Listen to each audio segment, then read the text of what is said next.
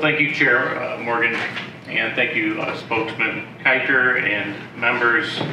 My friend here is Representative Blair Sherlock, who's been very interested in this bill as well. I see other chief co-sponsors that are on the committee. So my bill is HB 1141. It amends the Illinois Insurance Code and addresses tactics that insurance companies have used to deny and delay care.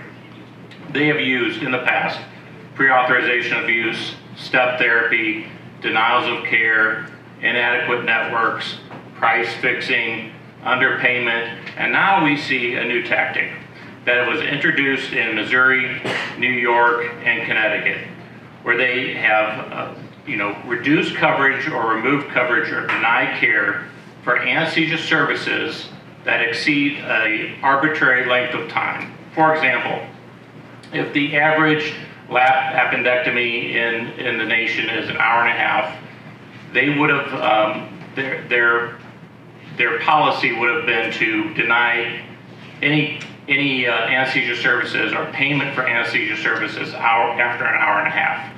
So that would be going forward. That would be then charged to the patient.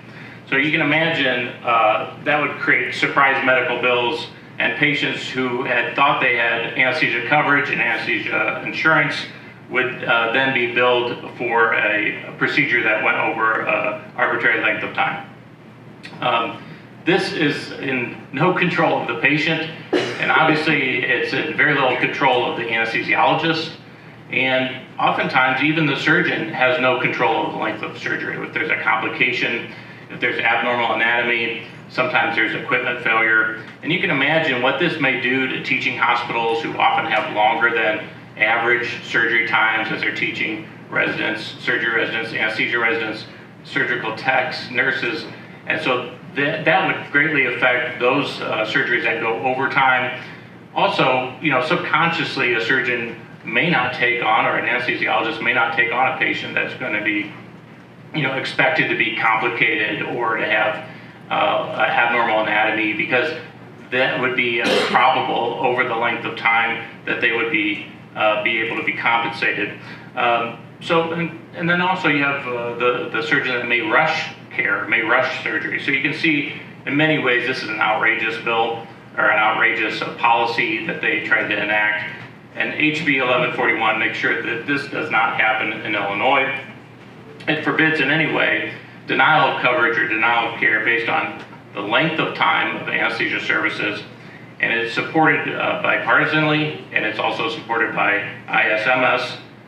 There is a couple of amendments on there that have to do with changing of the wording to general anesthesia to anesthesia services, because there's not just general anesthesia, but there's regional anesthesia, epidural, spinal anesthesia, so it's anesthesia services.